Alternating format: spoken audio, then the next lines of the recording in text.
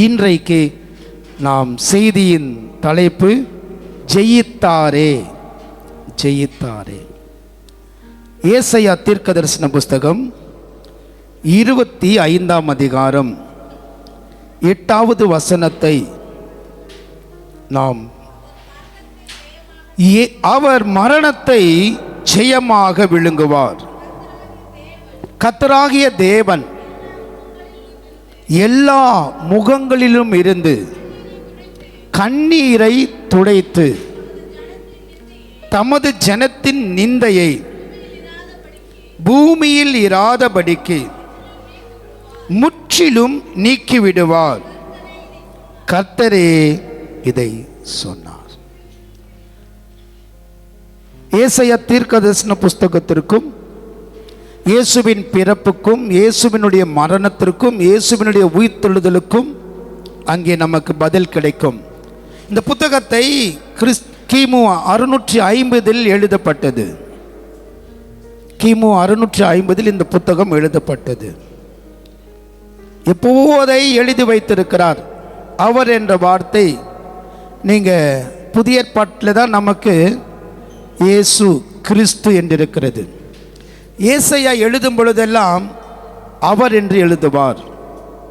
அவர் நம்முடைய பாடுகளை ஏற்றுக்கொண்டார். அவர் நம்முடைய துக்கங்களை அவர் என்ற அந்த பெயர் அவருக்கு தெரியாது. இன்றைக்கு நமக்கு தெரியும் அந்த அவர் இயேசு கிறிஸ்து. இன்றைக்கு நாம் இப்படி வாசிக்கலாம், அவர் என்ற வார்த்தை எடுத்து இயேசு மரணத்தை ஜெயமாய் விழுங்கினார். மரணத்தை ஜெயமாய் விழுங்கினார். இயேசு ஜெயித்தார். இயேசு ஜெயித்தார். இயேசுவை குறித்து நாம் ஏற்கனவே அநேக காரியங்கள் நாம் கற்றுக்கொண்டாலும் ஒரே ஒரு காரியத்தை இயேசுவுக்கு சொல்லி நாம் எப்படி ஜெயிக்க போகிறோம் என்பதை குறித்து, நாம் எதையெல்லாம் ஜெயிக்க வேண்டும் என்பதை குறித்து இந்த உயிர்த்தெழுதல் செய்தியை நான் கொடுக்க போகிறேன். அவர் மரணத்தை இருக்கிறதுலே ரொம்ப கடினமானது. மரணத்தை யாராலும் ஜெயிக்க முடியாதது. அந்த மரணத்தை ஜெயித்தார் என்றால் மற்ற எல்லாவற்றிலும் நமக்கு எளிதாய் ஜெயம் கிடைக்கும் என்பதை அவர் நமக்கு கற்றுக் கொடுத்திருக்கிறார். மனிதனுடைய பணத்தினாலே அவன் மரணத்தை ஜெயிக்க முடியாது. மனிதனுக்கு இருக்கிற அதிகாரத்தினாலே அவனுடைய மரணத்தை அவனால் ஜெயிக்க முடியாது. மனிதனுக்கு இருக்கிற செல்வாக்கினாலே அவனுடைய மரணத்தின் மேல் அவனுக்கு ஜெயம் கிடைக்காது. எப்படிப்பட்ட பணக்காரர்களாக இருந்தாலும், எவ்வளவு பெரிய அதிபதிகளாக இருந்தாலும், மரணம் என்று வரும் பொழுது கண்டிப்பாய் மரித்து ஆக வேண்டும். அதை தடுக்க யாராலும் முடியாது. ஆனால் இயேசு கிறிஸ்து அப்படி அல்ல. எல்லாரை போல மரித்தார்கள். ஏன், இயேசு இருந்த பொழுதே லாசருவை உயிரோடு எழுப்பினார். எவீர் மகளை உயிரோடு எழுப்பினார். நாயின் ஊரின் விதவை மகனை உயிரோடு எழுப்பினார். இப்படி இயேசு உயிரோடு எழுப்பினவர்கள் உண்டு. ஆனால் எழும்பினவர்கள் சில நாட்களுக்கு, சில ஆண்டுகளுக்கு பிறகு மரித்தார்கள். ஆனால் இயேசு கிறிஸ்து மாத்திரம் இன்றைக்கும் ஜீவிக்கிறார், ஜீவிக்கிறார். வெளிப்படுத்தல் 1:18 சொல்லுகிறது, மரித்தேன் ஆனாலும் இதோ சதா காலங்களிலும் உயிரோடு இருக்கிறேன். ஆமென் இருக்கு. இன்னைக்கு முதல் ஒரு குறிப்பு, இயேசு மரணத்தை ஜெயித்தார். மரணத்தை ஜெயித்தார். ரோமர் 6:9 சொல்லுகிறது, வாசிக்கலாம். ரோமர் 6:9,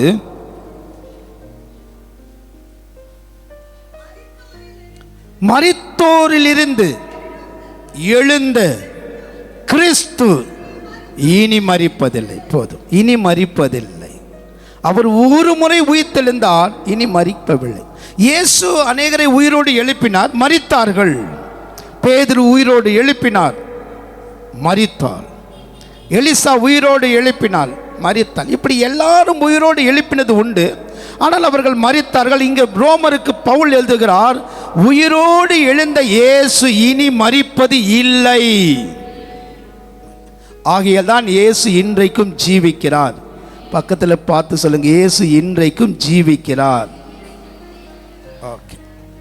மரணத்தின் அதிகாரியாக பிசாசை தமது மரணத்தினாலே ஜெயித்து ஜீவ காலம் எல்லாம் மரண பயத்தில் இருக்கிற நம்மை விடுவித்திருக்கிறார். ஆகையால் மரணத்தை குறித்து நாம் பயப்பட தேவையில்லை. மரணம் ஒருபோதும் நம்மை மேற்கொள்ளாது. நாம் மரித்தாலும் இயேசு நம்மை உயிர்ப்பிப்பார். அப்போ நமக்கு ஒரு நம்பிக்கை என்ன, இந்த உயிர்த்தெழுதல் நம்பிக்கை என்னன்னா, இந்த ஏன் கிறிஸ்தவர்கள் இந்த உயிர்த்தெழுதல் ஆராதனை கொண்டாடுகிறார் என்றால், நாம் ஆராதிக்கிற இயேசு சரித்திரம் சொல்லுகிறது, அவர் 3ஆம் நாள் உயிரோடு எழுந்திருக்கிறார். இது உண்மை, இது சத்தியம், இது கர்த்தர் நமக்கு கொடுத்த ஆசீர்வாதம். ஸோ அவர் ஜெயித்தார். வசனம் சொல்லுது 1 கொரிந்தியர் 15ஆம் அதிகாரம் 1 கொரிந்தியர் 15ஆம் அதிகாரம் 57வது வசனத்தை வாசிக்கலாம். 1 கொரிந்தியர் 15. பாருங்க, நம்முடைய கர்த்தராகிய இயேசு கிறிஸ்துவினாலே நமக்கு ஜெயம் கொடுக்கிற தேவனுக்கு ஸ்தோத்திரம். அல்லேலூயா. அப்ப இன்றைக்கு இயேசு ஜெயித்தார், நாமும் ஜெயிக்க வேண்டும் என்று பவுல் விரும்புகிறார். நமக்கு ஜெயம் கொடுக்கிற தேவன். அப்போ இந்த ஈஸ்டர் அல்லது உயிர்த்தெழுந்த நாளிலே நாம் சில காரியங்களை ஜெயிக்க வேண்டும். ஒரு 7 காரியங்களை துரிதமாய் நான் சொல்லி முடிக்க விரும்புகிறேன். அதற்கு முன்பாக நாம் வாசித்தது போலவே ஏசாயா 25:8 சொல்லுகிறது, அவர் மரணத்தை ஜெயமாய் விழுங்கி எல்லா முகங்களில் இருக்கிற கண்ணீரை துடைப்பார். இயேசு ஏன் உயிர்த்தெழுந்தார் என்றால், ஒரே ஒரு காரியம், உன் முகத்திலே வடிக்கிற கண்ணீரை துடைக்க உயிர்த்தெழுந்தார். வேறு எதுக்குமே எழும்பல. இயேசுயே எழுந்தார் என்ன, போய் அவர் எழுந்துட்டார் பாஸ்டர், அவர் ஈஸ்டர் கொண்டாடுறோம் பாஸ்டர், அவர் உயிரோடு இருக்கிற, அவ்வளோதான், அத்தோடு விடக்கூடாது. அவர் ஏன் எழுந்தார், ஏன் உயிர்த்தெழுந்தார் என்றால், உங்கள் முகங்களில் இருக்கிற கண்ணீரை துடைக்க. இன்னைக்கு முகத்தில் எவ்வளோ கண்ணீரோடு நீ வந்திருக்கலாம், அழுது புலம்பை கொண்டிருக்கலாம். ஒருவேளை சிலருக்கு அழுது கண்ணீரே இல்லாமல் இருக்கலாம். ஆனால் இன்றைக்கு ஏதோ ஒரு சூழ்நிலையிலே உன் முகத்தில் கண்ணீர் வடித்து இங்கே வந்திருக்கலாம். இந்த உயிர்த்தெழுந்த நாளிலே கர்த்தர் உங்களுக்கு கொடுக்கிற செய்தி என்ன தெரியுமா? ஏன் அழுகிறாய், உன் கண்ணீரை நான் துடைப்பேன். நீ அழாது. நம்மளை அழ வைக்க தான் உலகம் இருக்கு, ஆனால் அழக்கூடாது என்று இயேசு சொல்லுகிறார். உயிர்த்தெழுந்த பிறகு அவர் பேசின முதல் வார்த்தை அதுதான். சிலுவையில் 7 வார்த்தை பேசினாலும் உயிர்த்தெழுந்த பிறகு பேசின முதல் வார்த்தை, ஏன் அழுகிறாய். இன்றைக்கு காலையில் ஆராதனையில் நம்மை பார்த்து இயேசு கேட்கிறார், நீ ஏன் அழுகிறாய், எதற்காக அழுகிறாய்? பலன் இல்லாமல் இன்றைக்கு உட்கார்ந்து கொண்டிருக்கிறாயா? ஏதோ அழுகையின் மேல் அழுகையோடு நீ வாழ்ந்து கொண்டிருக்கிறாயா? உயிர்த்தெழுந்த இயேசு இன்றைக்கு ஏன் நம் மத்தியில் அவர் இருக்க காரணம் என்றால், உன் முகத்தில் வடிக்கிற கண்ணீரை துடைப்பார். மகதலேன் முகத்தில் வடித்த கண்ணீரை என் இயேசு துடைப்பார் என்றால், இங்கே உட்கார்ந்து கொண்டிருக்கிற எல்லாருடைய முகங்களுடைய கண்ணீரை என் இயேசு துடைப்பார். இதை பார்த்து கொண்டிருக்கிற ஒவ்வொருடைய முகங்களில் இருக்கிற கண்ணீரை இயேசு துடைக்க வேண்டும் என்றுதான் உயிரோடு எழுந்திருக்கிறார். அவர் மனிதன் அல்ல, கேட்டு விசாரித்து அழாதே என்று சொல்லி போவதற்கு. என் இயேசு அழுகைக்கான காரணத்தை அவர் அன்றோடு கூட முடிவுக்கு கொண்டு வருவார். இன்னைக்கு உனக்கு ஒரு முடிவு இருக்கு, உன் கண்ணீர் வாழ்க்கைக்கு ஒரு முடிவு இருக்கு. இன்றைக்கு உன்னுடைய கண்ணீரை துடைப்பார். கண்ணீர் மாத்திரம் அல்ல, வேதம் சொல்லுகிறது, நிந்தையை முற்றிலும் நீக்குவார். சில வேளையில் நிந்தை, அவமானம், நிந்தை போட்டுட்டே இருப்பாங்க. நம்ம மேலே நிந்தை, நம்ம பிள்ளைங்கள் மேலே நிந்தை, நம்முடைய பேரன் பேத்தி மேலே நிந்தை, வந்த பிள்ளைகள் எல்லாம் இந்த நிந்தை என்ன பண்ணுவாங்கன்னா போட்டுட்டே இருப்பாங்க. தான் கர்த்தர் சொல்றாரு, ஏன் உயிரோடு எழுந்தாருன்னா நிந்தையை நீக்கணும். நிந்தை ஒரு பெரிய கல்லா இருக்கு. இன்னைக்கு அது அவமானம் ஒரு பெரிய கல்லாவே இருக்கு. இயேசு உயிர்த்தெழுந்த பிறகு மகதலேன் மரியாளும் மற்ற மரியாதைகள் இருக்கும் பொழுது மத்திய சுவிசேஷம் 28ஆம் அதிகாரத்தில், மத்திய சுவிசேஷம் 28ஆம் அதிகாரத்தில் நிந்தையை அவர் நீக்குவேன் என்று சொன்னவர். நிந்தை எப்படிப்பட்டது என்றால், மத்திய சுவிசேஷம் 28ஆம் அதிகாரம் 2வது வசனத்தை வாசிக்கலாம். 2 பூமி அதிரும்படி இறங்கி வந்து வாசலில் இருந்த கல்லை புரட்டி தள்ளி. இன்னைக்கு உன் நிந்தையை உயிர்த்தெழுந்த இயேசு என்ன பண்ணுவார்? அந்த கல்லை என்கிற நிந்தையை புரட்டி தள்ளுவார். இனி நீ நிந்தையோடு வாழக்கூடாது. இனியோடு உன் நிந்தை, நீ நினைக்க இந்த நிந்தையிலேருந்து என்னால் அவமானத்திலேருந்து வெளியே வர முடியல பாஸ்டர், என்னால் இதிலேருந்து மீண்டு வெளியே வர யோசிக்கிற முடியல, ஒரு பெரிய கல்ல போல இருக்கு, அது நிந்தையை இன்றைக்கு கத்த சொல்கிறது, அதை நான் புரட்டி தள்ளுவேன். இனி உன் இருதயத்தில் நிந்தையினால் நீ வேதனைப்படக்கூடாது. தாவீது சொல்கிற நிந்தை என் இருதயத்தை பிளந்தது என்று இருக்கு.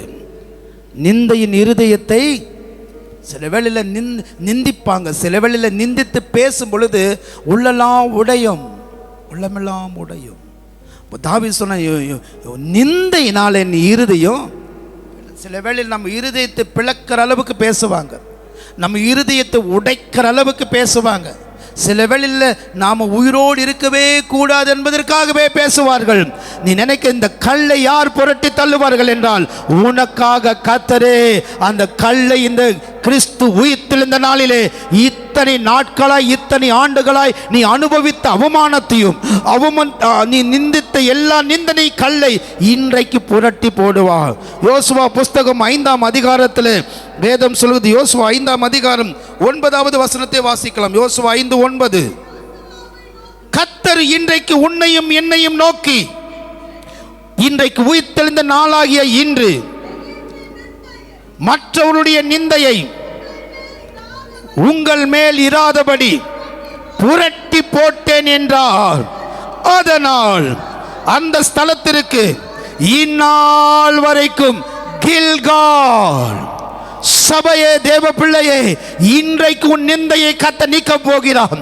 மனிதர்களுடைய நிந்தைகளானாலும் சரி, மற்றவருடைய நிந்தைகளானாலும் சரி, அது கல்லை போல இன்னைக்கு அடைக்கப்பட்டிருக்கலாம்.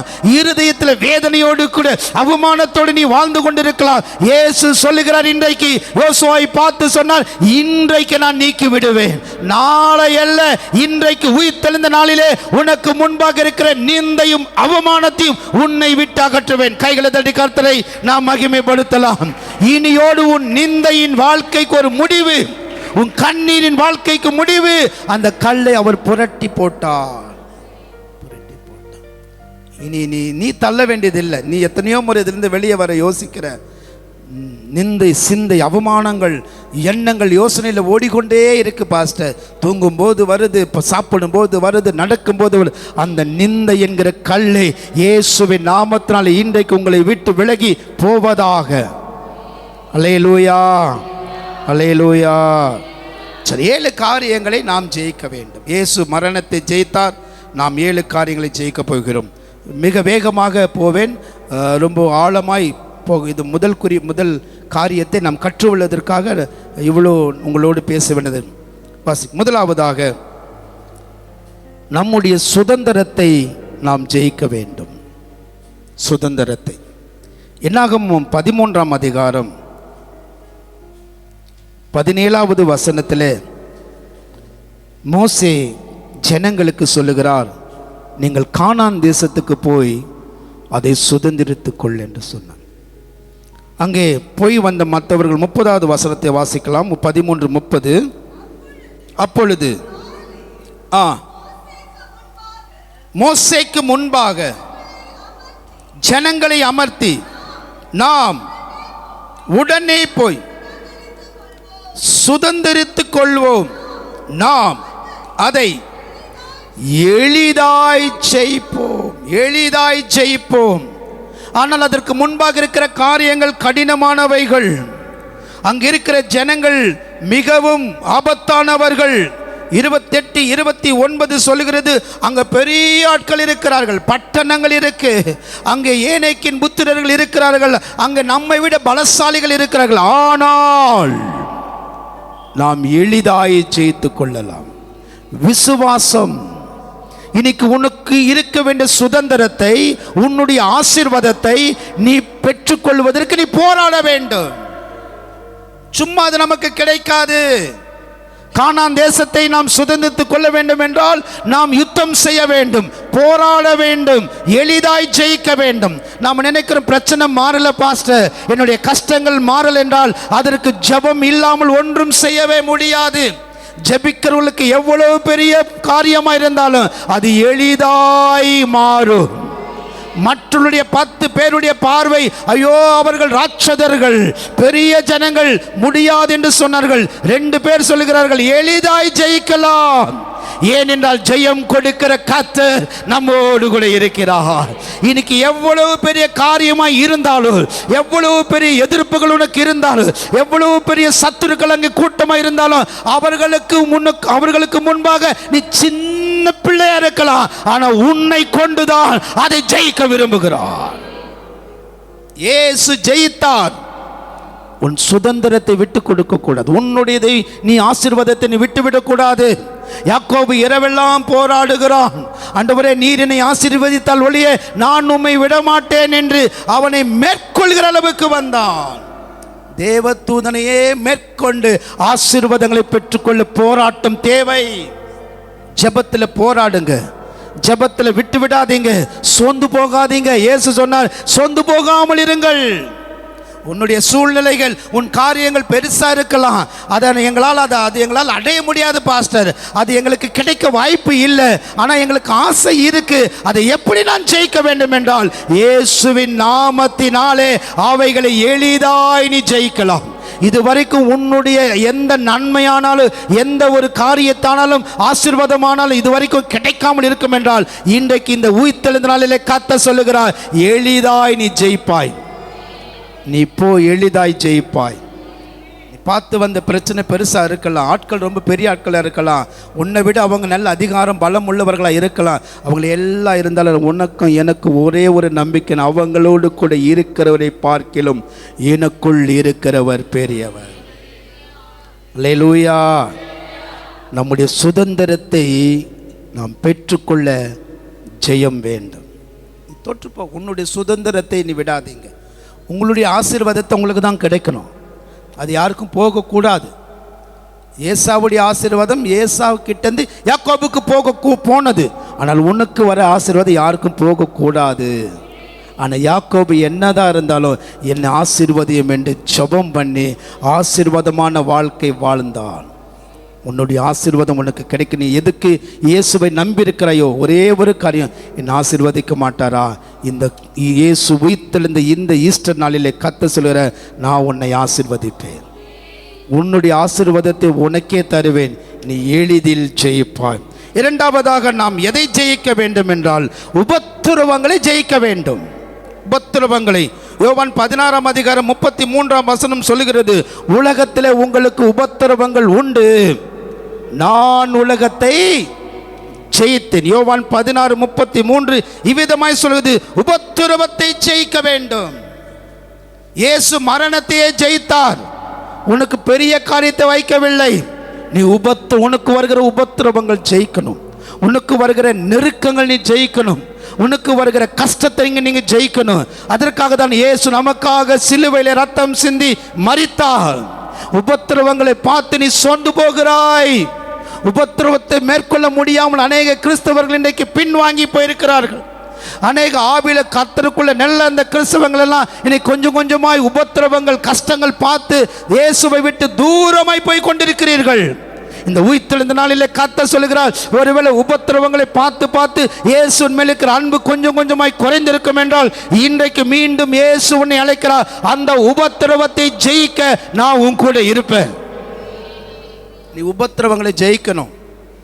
என்னால் ஜெயிக்க முடியலன்னு நீ நினைக்கிறாய். பிசாசு கொடுக்கிற உபத்திரவத்தினால ஜெயிக்க முடியல பாஸ்டர், என்னால் உபத்திரவத்தை மேற்கொள்ள முடியல என்று நினைக்கிறாயோ, ஆனால் இன்றைக்கு இயேசு நான் ஜெயித்தேன், நீயும் ஜெயிப்பாய். நீ ஜெயிக்கணும். நீ ஜெயிக்க பிறந்தவள், நீ ஜெயிக்க பிறந்தவன், நீ தோற்று போக பிறக்கல. இந்த செய்தியின் நோக்கமே நீ ஜெயிக்க பிறந்தவன், நீ ஜெயாளி, நீ ஜெய கிறிஸ்துவை ஆராதிக்கிறதுனாலே நீ ஜெயம் பெற வேண்டும். யோபுவின் புஸ்தகம் 30ஆம் அதிகாரம், யோபு உபத்திரவத்தை எப்படி ஜெயித்தார் பாருங்க. யோபு 30ஆம் அதிகாரம் 16வது வசனத்தையும் 27வது வசனத்தை வாசிக்கலாம். யோபு 30, 16, 27. அப்பொழுது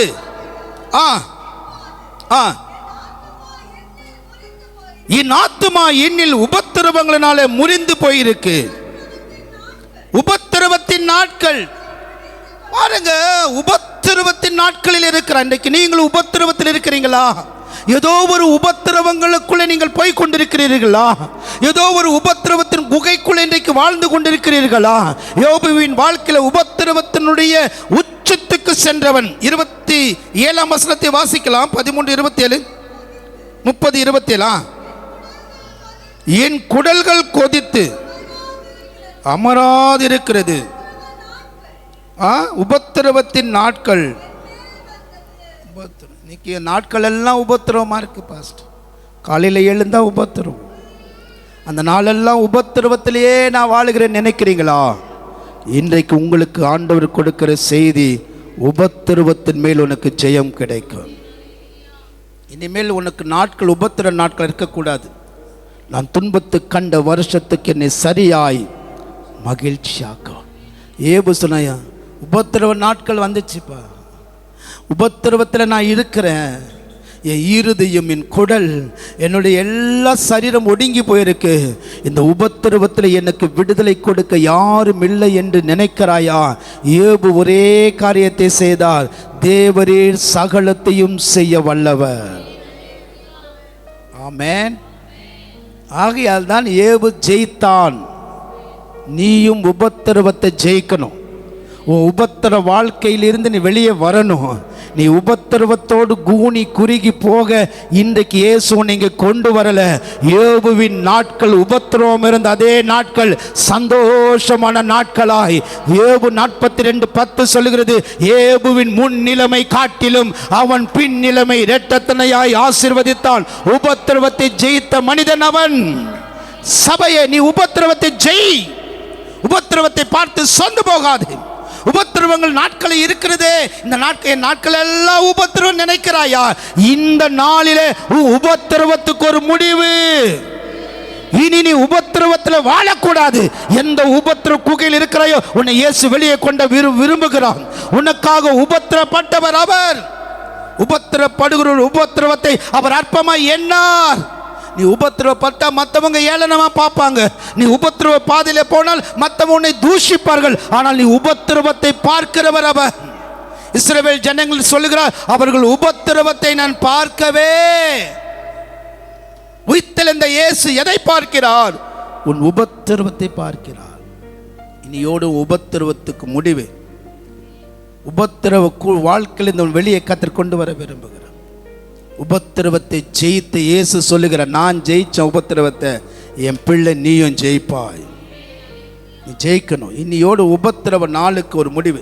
பக்கத்தில் பார்த்து உபத்திர நாளுக்கு ஒரு முடிவு. உபத்திரவம் நாளுக்கு, உபத்திர நாள் இனியோடு முடியுது. இந்த ஈஸ்டர் ஆராதனையில் உபத்திர நாளுக்கு எண்டு. நீ இனி போகும்போது உபத்திரவத்தோடு போக மாட்டாய், இரட்டத்தனியான ஆசீர்வாதத்தோடு போவார். கைகளை தட்டி கர்த்தரை நாம் மகிமைப்படுத்துவோம். இயேசு மரணத்தை ஜெயித்தார். அவர் பிள்ளைகள் நாம் முதலாவதாக நம்முடைய ஆசீர்வாதத்தின் சுதந்திரத்தை நாம் ஜெயித்து பெற்றுக்கொள்ள வேண்டும். இரண்டாவது, உபத்திரவங்களை நாம் ஜெயிக்கணும். கிறிஸ்தவர்கள் உபத்திரவங்களை ஜெயிக்கணும். உபத்திரம் ஒருபோதும் உன்னை அழிக்காது. உபத்திரம் யோபுவை கொல்லவில்லை. உபத்திரம் யோபுவை 2 மடங்கு ஆசீர்வாதத்தை கொண்டு வந்தது. இன்னைக்கு உங்களுடைய உபத்திரவங்கள், நம்முடைய உபத்திரவங்கள் நம்மை அழிக்கல்ல, இரட்டத்தனியான ஆசீர்வாதங்கள் வரும். ஆகியால் உபத்திரவப்படுகிறதுனால நீ சொந்து போக வேண்டாம். இதில் எனக்கு ஏதோ ஒரு ஆசீர்வாதத்தை கர்த்தர் வைத்திருக்கிறார். மூன்றாவதாக நாம் எதை ஜெயிக்க வேண்டும் என்றால் நம்முடைய வறுமையை ஜெயிக்க வேண்டும். வறுமை. இன்னைக்கு இது நான் சொல்றதெல்லாம் இன்னைக்கு நம்முடைய குடும்ப வாழ்க்கையில் நடக்கிற இந்த 7 காரியங்கள் நமக்கு நடக்கிற காரியம். வறுமை. ஒரு இளைய மகன் இருந்தான். தகப்பனிடத்திலிருந்து ஆஸ்தியை பெற்றுக்கொண்டு போய் லூக்கா 15ஆம் அதிகாரத்தில் 14 ஆஸ்தி எல்லாம் எடுத்துக்கொண்டு போய் செலவழித்தான். 14ஆம் வசனம் சொல்லுகிறது, அவன் குறையப்படத் தொடங்கினான். வறுமை. இன்னைக்கு அநேக குடும்பங்களில் வறுமை இருக்கு. சரியான உணவு இல்லை, சரியான வீடு இல்லை, வேலை இல்லை, எல்லாத்துலேயும் நமக்கு அப்படியே வறுமையில் எனக்கு ஒரு காலத்தில் நல்லா இருந்திருக்கலாம். இந்த ஐஸ்வர்யவானுடைய மகன், இந்த பணக்காரனுடைய பிள்ளை, பணத்தை எல்லாம் வாங்கி போகும்போது நல்லா தான் இருந்தான். அவன்கிட்ட சொத்து இருந்துச்சு. பாதிக்கு பாதி அவன் பிரித்து கொண்டு போனான். குறைஞ்சிச்சு.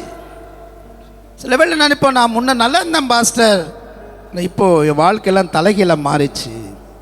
ஒரு காலத்தில் நான் ரொம்ப ஆசீர்வாதமாக இருந்தேன், இன்றைக்கி என் நிலைமையெல்லாம் மாறிச்சு என்று ஒருவேளை நினைத்து இங்கே இருந்தால் உங்களுக்கும் கர்த்தர் வார்த்தை சொல்கிறாரு, அவன் குறைவு பட தொடங்கினான். அவன் நிலைமை பார்த்தீங்கன்னா பன்றிகளை மேய்க்கும்படி போனான். பன்றிகளை, அவ்வளவு வறுமை. இவன் குறையப்பட்டான், தரித்திரம் அடைந்தான், பன்றிகளை மேய்க்கும்படி போனான். அதில் கிடைக்கிற ஆகாரத்தாகிலும் கிடைக்குமா என்று ஆசையாக இருந்தான். அவனுக்கு ஒரு ஆசை, நல்லா சாப்பிடணும்னு ஆசை, நல்ல வஸ்திரங்களை உடுத்தி கொள்ளணும்னு ஆசை, நல்ல ஒரு வீட்டில் இருக்கணும்னு ஆசை. ஆனால் தரித்திரம், வறுமை. இன்னைக்கு அநேக கிறிஸ்தவ குடும்பங்களில் இப்படி தான் இருக்கு. ஆசை, இப்படி எல்லாம் இருக்கணும்னு ஆசை பாஸ்டர், இப்படி எல்லாம் வாழணும்னு ஆசை. எத்தனை பேருக்கு நல்லா வாழணும்னு ஆசை இருக்குது? கை தூக்குங்க பார்க்கலாம். எல்லாருக்கும், எனக்கும் தான். கார் இருக்கணும், சொந்த வீடு இருக்கணும், நல்லா இருக்கணும் பாஸ்டர், கடன் நல்லா இருக்கக்கூடாது, நல்லா இருக்கணும்னு ஆசை தான். ஆசை, எல்லாரும் ஆசை. அந்த ஆசைக்கு இன்னைக்கு என்ன வழினா, தகப்பன் வீட்டிற்கு வா, தகப்பன் வீட்டிற்கு வா. தேவ பிள்ளையே, வறுமையை நீ ஜெயிக்கணும்னா உன்னால் முடியாது. உனக்கு உலகத்துக்குரிய அப்பாவும் உனக்கு ஹெல்ப் பண்ணுற மாதிரி இல்லை. உலகத்துக்குரிய தகப்பன் இடத்துல நீங்கள் போனால் ஒரு வேளை சாப்பாடு போடுவார், அவ்வளோதான். தவிர 100% எல்லாம் பண்ணுற ஆட்கள் இன்னைக்கு இல்லை. அப்போ 100% உன்னை ஆசீர்வாதமாய் வைப்பதற்கு இந்த உயிர்த்தெழுந்த இயேசு ஒருவர் இருக்கிறார். இந்த உயிர்த்தெழுந்த இயேசுவினிடத்தில் நீ வந்தால் உன் வறுமை வாழ்க்கையை நீ ஜெயிக்கலாம். அவன் என்ன ஆசைப்பட்டானோ அந்த ஆசையை கர்த்தர் அப்படியே நிறைவேற்றினார். 22ஆம் வசனம் 23ஆம் வசனத்தில் தகப்பன் அந்த இளைய மகனை அவனுக்கு உயர்ந்த வஸ்திரங்களை கொடுத்து, மோதிரத்தையும் கொடுத்து, பாதரட்சங்களை கொடுத்து, கொழுத்த கன்றை கொண்டு வந்து அடியுங்கள், நாம் புசித்து சந்தோஷம். நீ துக்கமாய் இருப்பது ஆண்டவருக்கு சந்தோஷம் அல்ல. நீ வறுமையில் இருப்பது ஆண்டவருக்கு சந்தோஷம் அல்ல. சில ரொம்ப பரிசுத்தவான்கள் சொல்றாங்க, ரொம்பலாம் செழிப்பா இருக்கக்கூடாது, ரொம்ப ஆசீர்வாதமா இருக்கக்கூடாது. இப்படி எல்லாம் பிரசங்கங்கள் எல்லாம் நிறைய போயிட்டே தான் இருக்குது. ஆனால் வேதம் சொல்லுகிறது, கர்த்தரை நம்புகிறவன் செழித்திருப்பான். வறுமையை நீ ஜெயிக்கணும். வாழ்க்கையில் வறுமையில் நீ போராடி கொண்டிருக்கிறாய். வறுமைக்கும் உனக்கும் யுத்தங்கள் நடந்து கொண்டிருக்கிறது. வறுமையோடு கூட வாழ்க்கையெல்லாம் போராடி கொண்டிருக்கிற உனக்கு மரணத்தை ஜெயித்த இயேசு சொல்லுகிறார், நான் எல்லாவற்றையும் ஜெயித்தேன், உங்கள் நிமித்தம் நான் தரித்திரரானேன். வசனம் அப்படி தானே, உங்கள் நிமித்தம் நான் தரித்திர. இயேசு தரித்திரரானால் அவருடைய ஐஸ்வர்யம் எல்லாம் நமக்கு தான். அல்லேலூயா. இப்போ உனக்கு எல்லாம் கொடுக்க விரும்புகிறான். உன் வறுமையை நீ ஜெயிக்கிறதுக்கு ஒரே வழி, நீ இரவு பகலெல்லாம் பிரயாசப்பட்டு உன்னுடைய சுயபலத்தில் ஓடுவதை நிறுத்தி தகப்பனுடைய தேவ சமூகத்திற்கு வா, ஆலயத்திற்கு வாங்கள், ஜெபிக்க வாருங்கள். அப்பா வீட்டில் வந்தால் எப்பொழுதும் சந்தோஷம். வறுமை ஜெயிப்பதற்கு நல்ல அருமையான ஆலோசனை என்ன தெரியுமா? நீ தேவ சமூகத்திற்கு வா. கர்த்தரை தேடுகிறவர்களுக்கு ஒரு நன்மை குறைப்படாது. சிங்க குட்டிகள் தாழ்ச்சி அடைந்து பட்டினியாய் கிடைக்கும். கர்த்தரை தேடுகிறவர்களுக்கு ஒரு நன்மை குறைப்படாது. அந்த இளைய மகன் கர்த்தருடைய தேடல, தகப்பனை தேடினாலே இவ்வளவு ஒரு நிறைவாய் இருக்கும் என்றால், என் இயேசு வேதம் சொல்லுவது, தகப்பனை காட்டிலும் என் இயேசு பெரியவர். அவர் இடத்திற்கு வந்தால் உன் குறைவுகள் எல்லாம் நிறைவாக்குவார். அல்லேலூயா, அல்லேலூயா. நீ வறுமை வாழ்க்கை ஜெயிக்கணும். இனி நீ வறுமையில் கிடக்கக்கூடாது. எப்போ அப்பா வீட்டுக்கு வந்தான் அதுக்கப்புறமா அந்த இளைய மகன் வாழ்க்கையில் வறுமையே இல்லை. சாப்பாடு கஷ்டப்பட்டானா, ட்ரெஸ்ஸுக்கு கஷ்டப்பட்டானா, வீட்டுக்கு கஷ்டப்பட்டானா, எல்லா தங்க நகைகள் எல்லாம் எல்லா ஆசீர்வாதம் அவனுக்கு இருந்துச்சு. வறுமையை ஜெயிக்கணும்னா இயேசுவை தேடி வா. நான்காவதாக, நம்முடைய பலவீனத்தை நாம் ஜெயிக்க வேண்டும். நாம் ஜெயிக்க வேண்டிய நான்காவது பலவீனம்.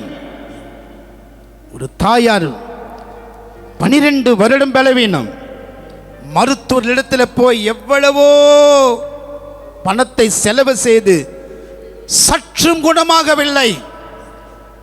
பாருங்க, நம்ம பலவீனம் பலவீனம் சொல்லியே இருக்கிறோம். உன்னால பலவீனத்தை ஏன் ஜெயிக்க முடியலன்னா, சில வேளையில் இயேசுவை விட பலவீனம் பெருசு என்று நீ நினைக்கிறாய். இயேசுவை காட்டிலும் இந்த பலவீனம் பெருசு.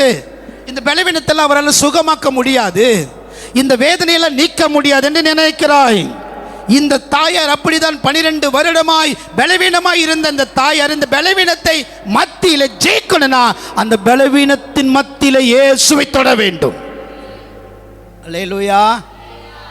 பலவீனம் வீட்டில் இருக்கக்கூடாது, தேவாலயத்துக்கு வரணும், தேவ சமூகத்துக்கு வரணும். அப்போதான் ஏதாவது வழி கர்த்தர் செய்வார்.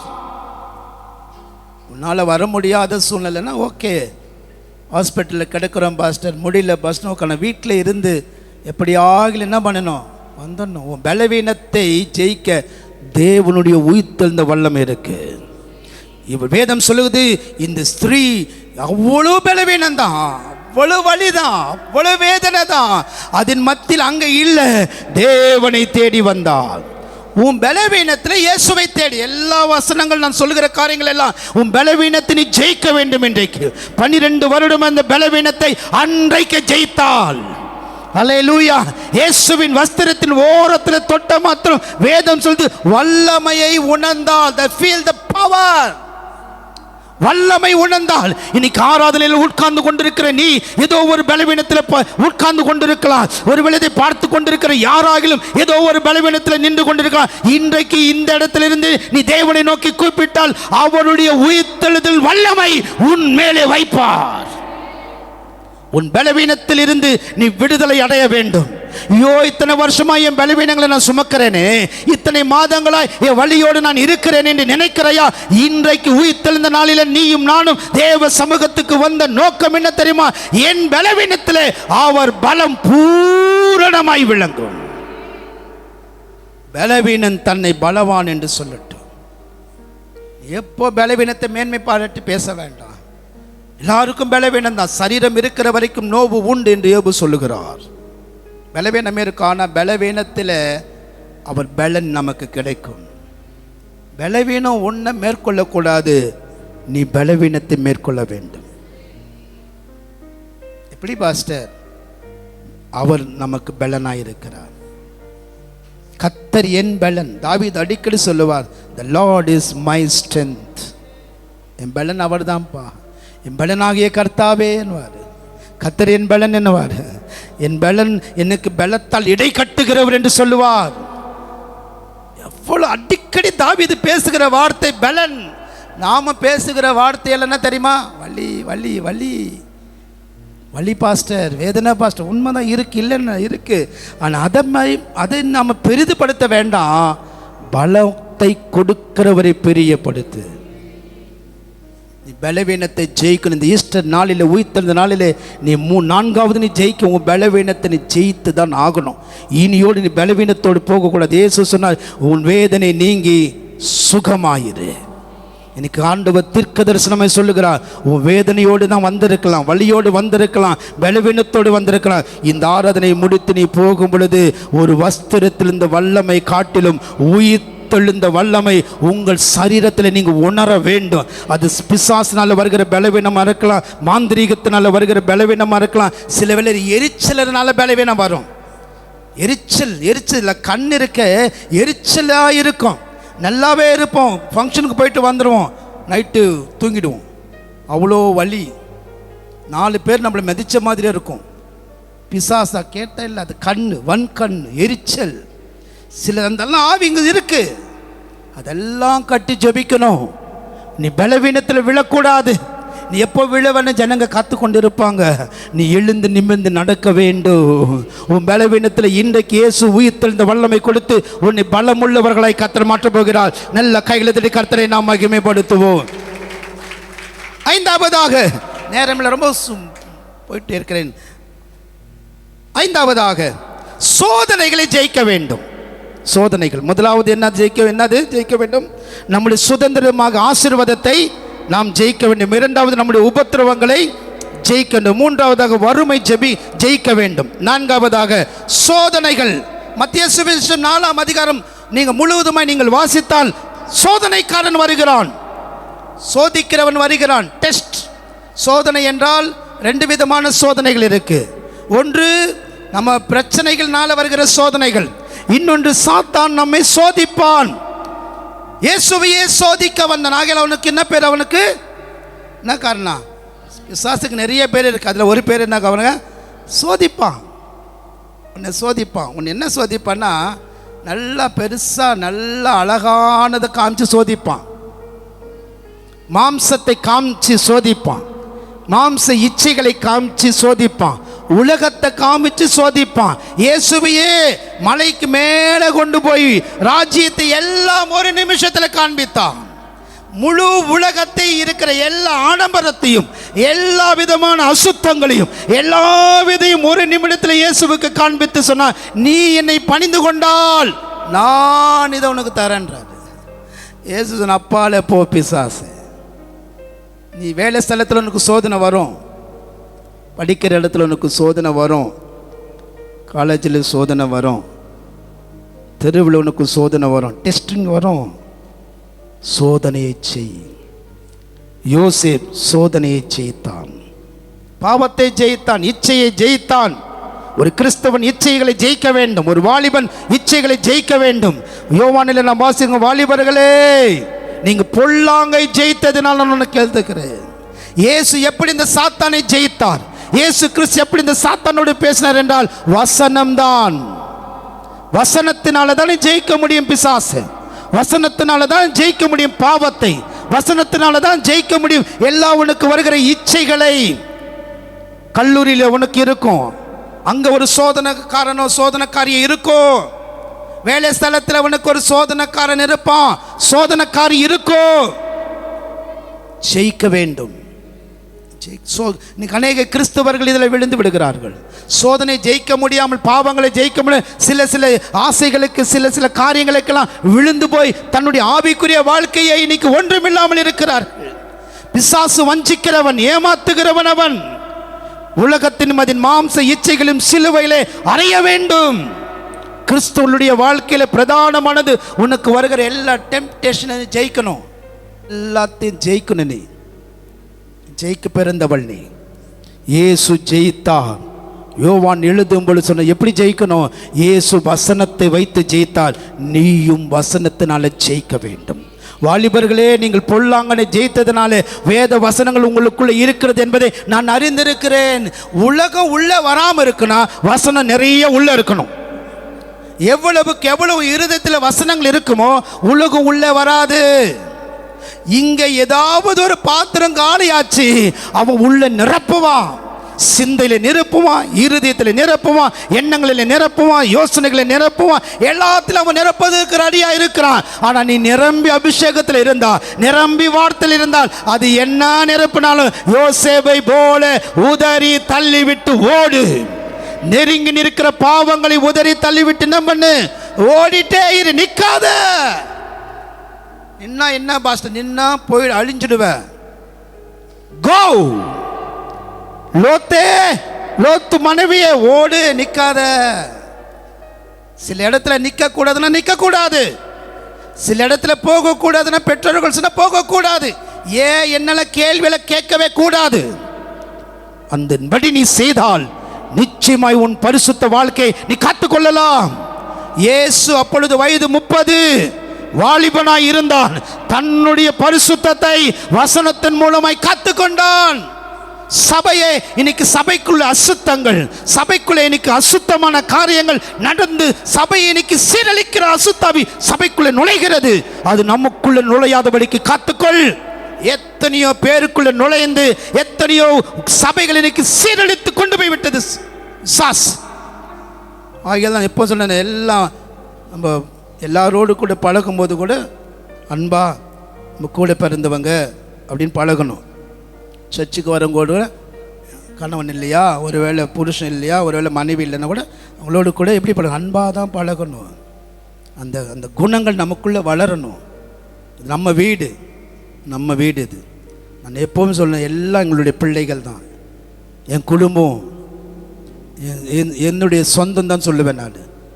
ஆகையால் தான் இன்னைக்கு உங்களோடு கூட நாங்கள் குடும்பமாக இருக்க ஊழியம் செய்ய ஒரே காரணம், நீங்கள் அனைவரும் எங்கள் பிள்ளைகள் தான். சபையை சோதனையை ஜெயிக்க வேண்டும். நீ சோதனையை ஜெயிக்க தான் இயேசு நம்மை இந்த அவர் ஜெயித்தாரே. அவர் சாத்தானை நேரடியாக ஜெயித்தாரு. இன்னைக்கு வருகிற எல்லா சோதனை ஜெயிங்க. கடைசி ஐந்தாவது முடிச்சிட்டோமா? 6வது, குடும்ப வாழ்க்கையிலே வருகிற எல்லாவற்றையும் நீ ஜெயிக்க வேண்டும். ஃபேமிலியில் ஜெயிக்கணும் ஃபஸ்ட். பவுல் சொல்கிறாரு, முதலாவதாக குடும்பத்தை நடத்து, பிறகு ஊழியத்தை செய்கின்றார். First establish in your family. குடும்பத்தின் மேல் சொல்றாரு, கண்காணியாய் இருக்க விரும்புகிறவன் தன் குடும்பத்தை கவனிக்க வேண்டும். நம்ம எல்லா வெளியிலலாம் என்னமோ பண்ணிட்டு வருவோம், வீட்டில் ஒன்றும் இருக்காது. வெளியிலலாம் நமக்கு ரொம்ப நல்ல பேர் இருக்கும், ஆஹான்னு ஓஹோன்னு புகழுவாங்க. வீட்டில் நம்மளை யாரும் ஒன்றுமே சட்டையே பண்ணலன்னா நம்ம ஜாக்கிரதையாக இருக்கணும். நம்ம ஏதோ சம்திங் ராங்கில் போயிட்டு இருக்கிறோன்னு இருக்கணும். வீட்டில் தான் நமக்கு சாட்சி வேணும். வீட்டில் ஊழியம் செய்கிறோமா, சாட்சி இருக்கணும். சபைக்கு வரணுமா, சாட்சி இருக்கணும். உன் குடும்பத்தை நீ ஜெயிக்கணும், குடும்பத்தை ஜெயிக்கணும். ஏனென்றால் வேதம் சொல்லுது, நெகேமியா 4:14 சொல்லுது, உங்கள் குடும்பங்களுக்காக நீ யுத்தம் பண்ணு. உன் குடும்பத்துக்கு வருகிற ஆபத்துக்கு நீ முழங்காலில் நின்று ஜெபம் பண்ணு. உன் பிள்ளைகளுக்குள்ள சத்துரு உள்ள நுழையக்கூடாது. உன்னுடைய கணவனுக்குள்ள சத்துரு நுழையக்கூடாது. உன் பெற்றோர்களுக்குள்ள சத்துரு நுழையக்கூடாது. புத்தியாய் ஞானமாய் இருந்து அவைகளை மேற்கொள்ள வேண்டும். நல்ல ஜெபிக்கிற மகளால் குடும்பத்தை கட்ட முடியும். நீ உன் ஜெபம் உன் குடும்பத்தை ஒரு நாள் ரட்சிக்கும். உன் குடும்பத்தில் இருக்கிற எல்லாரும் ஜெயிக்கணும். ஒரு பிள்ளை தோத்து போச்சு, ஒரு பிள்ளை கெட்டு போச்சு இருக்கக்கூடாது. உன் பிள்ளைகள் எல்லாரும் ஜெயம் உள்ள பிள்ளைகளாய் மாற்ற வேண்டும். தோல்விகளுக்குள்ள போனாலும் நீதான் அவர்களை கட்டி எழுப்பி ஜெயத்துக்குள்ள கொண்டு வர வேண்டும். ஒரு காலத்தில் யுத்தத்துக்கு போகும் பொழுது தாவீதோடு கூட 1 சாமுவேல் 30 சிலர் போனாங்க. சிலர் போகும் பொழுது ரொம்ப டயர்ட் ஆயிட்டாங்க. டயர்டான பிறகு அவங்கெல்லாம் விட்டுட்டு தாவீது மாத்திரம் சிலர் கூட்டி கொண்டு போனாங்க. இவங்களால பின்தொடர முடியல, இவங்களால மேற்கொண்டு போக முடியல, சோர்ந்து போய் இருந்துட்டாங்க.